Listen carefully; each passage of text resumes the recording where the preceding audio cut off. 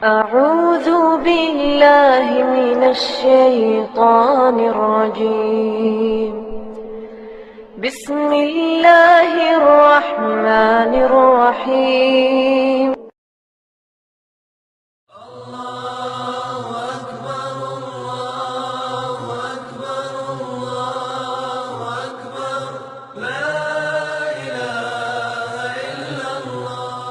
शेख साहब वालेकुम अस्सलाम वरहमतुल्लाहि वबरकातुह।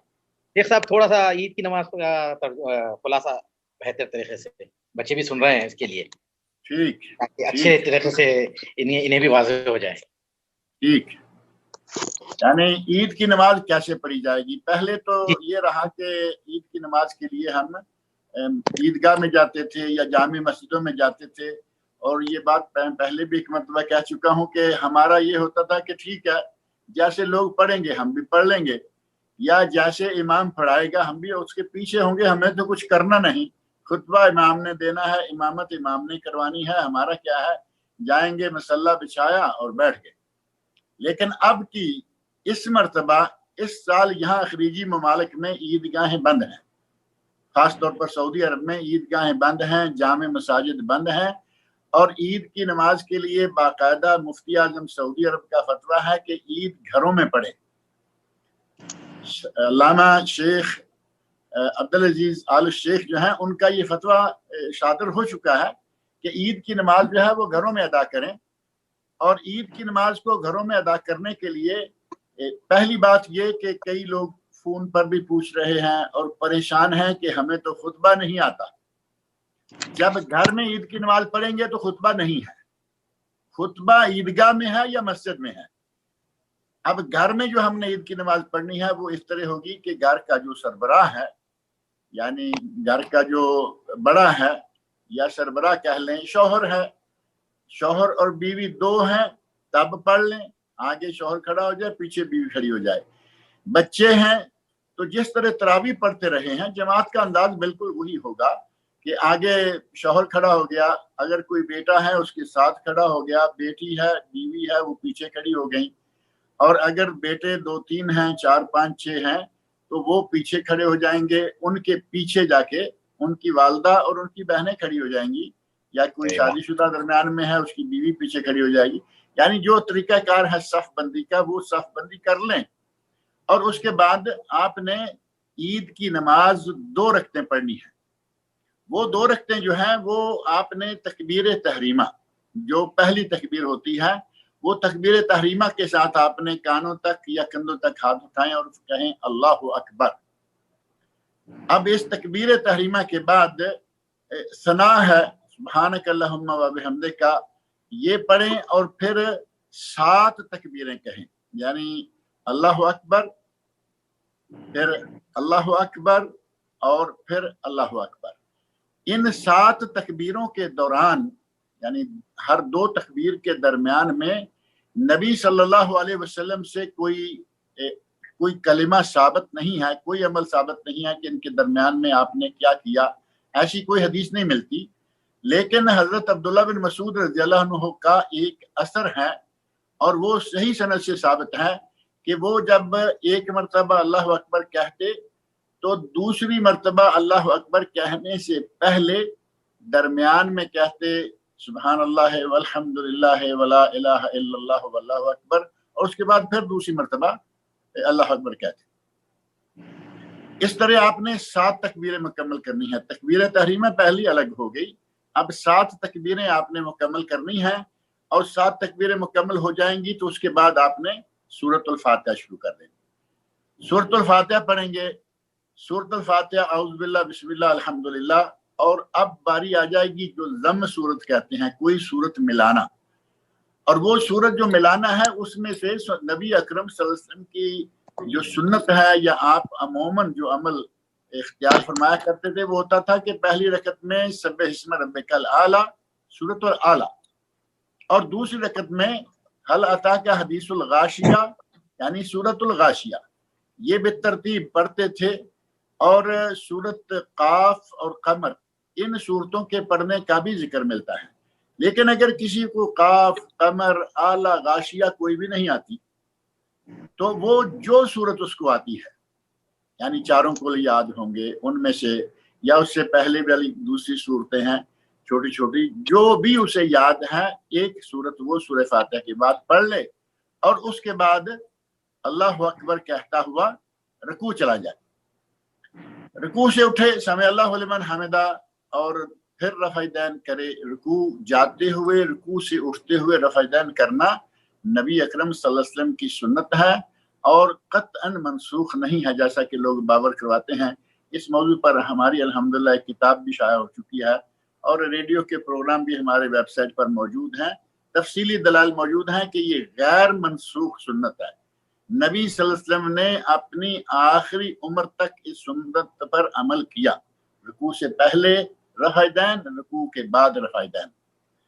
آپ نے سمع اللہ لمن حمدہ کہتے ہوئے رکوع سے سر اٹھایا، رفع دین کی، اور ربنا لک الحمد کے بعد حمدن کثیرن طیبا مبارکن فیہ، یہ کلمات بھی کہیں جن کا بہت ہی زیادہ اجر و ثواب ہے، حتیٰ کہ نبی صلی اللہ علیہ وسلم ارشاد فرماتے ہیں کہ میں نے دیکھا 30 اور کچھ، یعنی بضع و ثلاثین، 30 اور چند اوپر 9 تک یہ ہوتا ہے، یعنی کہہ لیں کہ 40 کے قریب فرشتے تھے جو کوشش کر رہے تھے۔ ہر فرشتے کی خواہش تھی کہ ان کلمات کا ثواب میں لکھ کے لے کے جاؤں۔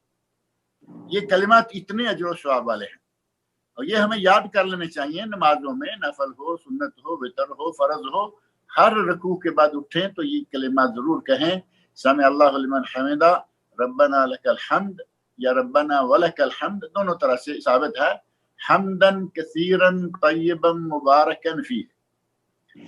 اب یہاں تک آ کے آپ سجدہ چلے جائیں۔ سجدہ گئے، پہلے سجدہ میں دعائیں مانگی جو کہ معروف ہے، سبحانک اللہم ربنا وبحمدک اللہم اغفر لی، جو کہ نبی اکرم صلی اللہ علیہ وسلم نے اپنی آخری عمر میں رکوع اور سجدے میں مفت کے لیے مانگنا شروع فرما دیا تھا۔ اس میں تسبیح بھی ہے، حمد بھی ہے، اور ساتھ ہی اللہ رب العزت سے دعائے مغفرت بھی ہے۔ اور اگر کسی کو نہیں آتی تو یاد کر لے، جب تک نہیں آتی تب تک سبحان ربی الاعلیٰ، رکوع میں سبحان ربی العظیم، اور یہاں سبحان ربی الاعلیٰ، یہ چونکہ نماز عام سے تعلق رکھنے والی چیزیں ہیں، سب کو یہ معلوم ہوں گی۔ اب اٹھیے اور 2 سجدوں کے درمیان والی دعا جو ہے وہ مانگیے۔ 2 سجدوں کے درمیان والی دعا مانگنے کے بعد پھر سجدہ جائیے، پھر وہ دعا پوری کیجیے، تسبیح پوری کیجیے، اور اس کے بعد کھڑے ہو جائیے۔ کھڑے ہوتے ہوئے آپ نے اللہ اکبر تو کہنا ہی ہے نا۔ یہ ہے تکبیر انتقال، جس کو کہتے ہیں ایک جگہ سے دوسری جگہ جانا، یا ایک رکن سے دوسری رکن کی طرف منتقل ہونا۔ اب نے اٹھنے کے لیے اللہ اکبر کہاں، اٹھ کر کھڑے ہو گئے۔ اب آپ یہاں 5 تکبیریں پھر کہیں گے۔ پہلی رکعت میں تھی 7 تکبیر تحریمہ کے بعد 7، اور اس دوسری رکعت میں ہے تکبیر انتقال کے بعد 5 مرتبہ اللہ اکبر کہیں گے، اور اسی طرح ہر 2 تکبیر کے درمیان سبحان اللہ والحمدللہ ولا الہ الا اللہ واللہ اکبر کہہ لیں تو ٹھیک ہے، نہ کہہ لیں تو کوئی حرج والی بات نہیں ہے، انشاءاللہ نماز ہو جائے گی۔ اب یہ 5 تکبیریں مکمل ہو گئیں۔ اب آپ بسم اللہ کر کے سورہ فاتحہ پڑھیں، اور اس کے بعد دوسری رکعت کے لیے جیسے میں نے پہلے عرض کیا ہے سورۃ الغاشیہ آتی ہے وہ پڑھ لیں، اور سورۃ قاف قمر میں سے کوئی آتی ہے وہ پڑھ لیں، اور کوئی بھی ان میں سے نہیں آتی، کوئی دوسری آتی ہے کوئی صورت پڑھ لیں، اور جب یہ صورت پڑھ لیتے ہیں تو اس کے بعد اللہ اکبر کہتے ہوئے رکوع جائیں، سمع اللہ لمن حمدہ کہتے ہوئے رکوع سے اٹھیں، اور وہ آگے والا جو کلمات میں نے پہلے ذکر کیے ہیں وہ سارے ذکر کریں، پڑھیں، اور اس کے بعد سجدہ کریں۔ سجدہ پہلا کیا، سجدوں کے درمیان اٹھ کے دعا مانگی، پھر سجدہ دوسرا کیا، پھر اٹھ کر بیٹھ گئے۔ اب التحیات للہ یہ مکمل پڑھیں، اللہم صلی علی محمد یہ مکمل پڑھیں درود ابراہیمی، اور اس کے بعد دعاؤں کا ذکر آتا ہے، عموماً رب اجعلنی مقیم الصلاۃ دعا پڑھی جاتی ہے، ربنا آتنا فی الدنیا حسنہ دعا پڑھی جاتی ہے، اور اللہم انی ظلمت نفسی ظلما کثیرا ولا یغفر الذنوب الا انت، یہ دعا جو ہے یہ نبی اکرم صلی اللہ علیہ وسلم نے بڑی خاص طریقہ سے حضرت عثمان غنی رضی اللہ عنہ کو سکھلائی تھی، یا غالباً حضرت ابوبکر صدیق کو، اپنے خاص لوگوں کو یہ دعا سکھلائی ہے۔ تو یہ دعا عام بھی کر سکتے ہیں، نماز کو سلام پھیرنے سے پہلے، نماز کی سلام پھیرنے سے پہلے یہ دعا بھی کر لیں. اور اللہم نعوذ بکا جو 4 چیزوں سے پناہ مانگنے کے بارے میں نبی اکرم صلی اللہ علیہ وسلم نے فرمایا ہے، جہنم سے، عذاب قبر سے، فتنۃ المسیح دجال ہے، فتنۃ المحیا والممات ہے. 4 چیزوں کے فتنوں سے دعا مانگنے کا نبی اکرم صلی اللہ علیہ وسلم نے حکم دیا ہے، وہ مانگ لیں. یا کوئی بھی جو آپ کو دعائیں آتی ہیں، 1 کریں، 2 کریں، 10 کریں، کوئی حرج نہیں ہے. جب دعاؤں سے فارغ ہو جائیں تو اس وقت دائیں طرف السلام علیکم ورحمۃ اللہ اور بائیں طرف السلام علیکم ورحمۃ اللہ.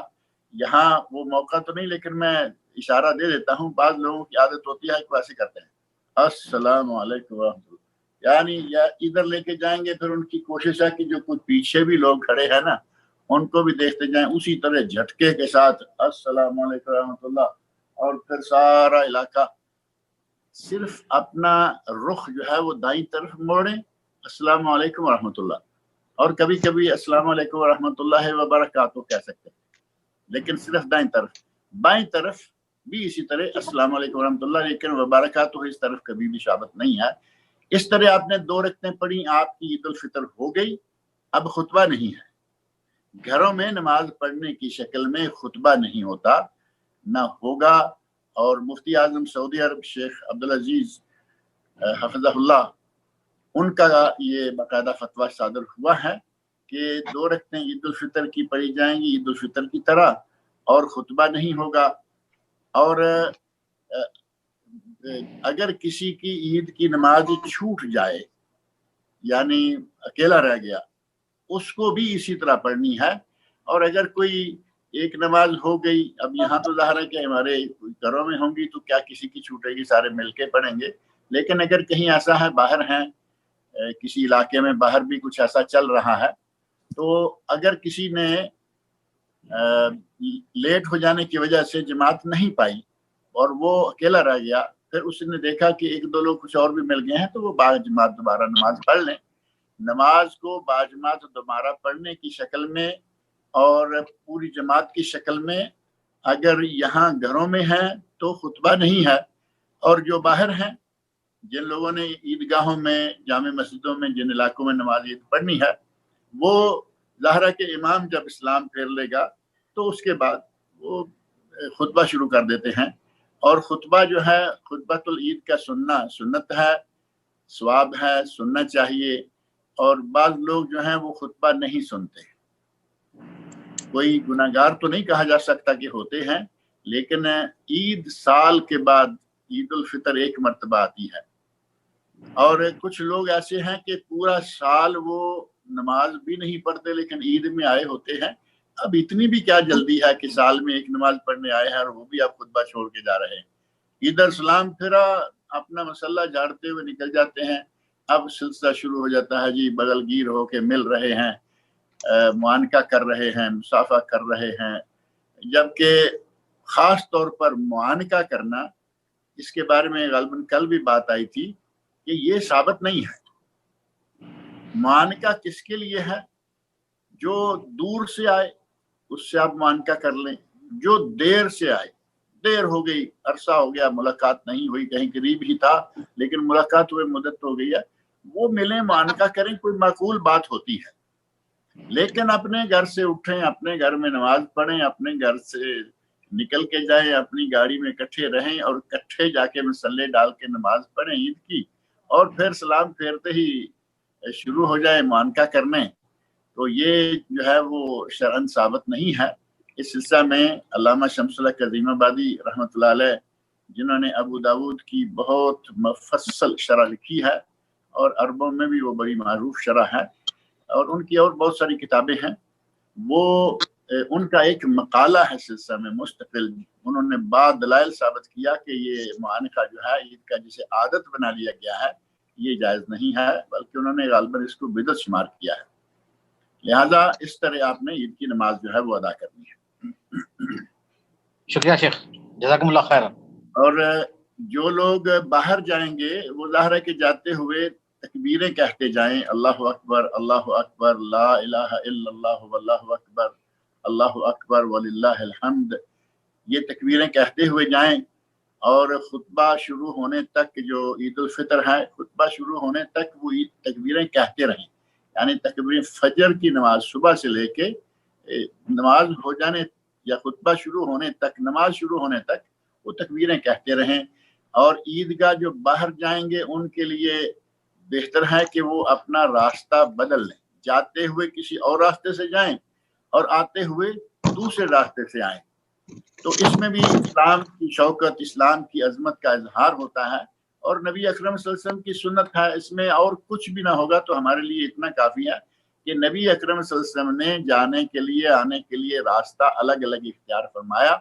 اور بڑی مصلحت اس میں یہی ہے کہ مسلمانوں کی عظمت، اسلام کی عظمت، اسلام کی شوکت ثابت ہوگی، بکثرت لوگ نظر آئیں گے، اور جہاں سے آپ گئے تھے وہیں سے آپ پلٹ آئے۔ ظاہر ہے کہ بظاہر گنتی میں بھی فرق نظر آتا ہے کہ تھوڑے سے ہیں، جب بکھر جائیں گے، ادھر سے آ رہے ہیں، ادھر سے جا رہے ہیں، تو زیادہ غیر مسلم لوگوں کے دلوں پر دھاک بیٹھے گی، اور یہ ضروری ہے، یہ ہونا چاہیے۔ اور پھر اللہ کی زمین، ادھر سے جائیں گے، ادھر سے آئیں گے، اللہ کی زیادہ زمین جو ہے آپ کے لیے گواہ ہو جائے گی کہ اس آدمی نے عید کی نماز پڑھی ہے۔ تو اس طرح کی ایک نہیں کئی حکمتیں موجود ہیں راستہ بدلنے میں، راستہ بدل کے آنا چاہیے۔ یہ ہیں کچھ ضروری مسائل جو عید الفطر سے تعلق ہے۔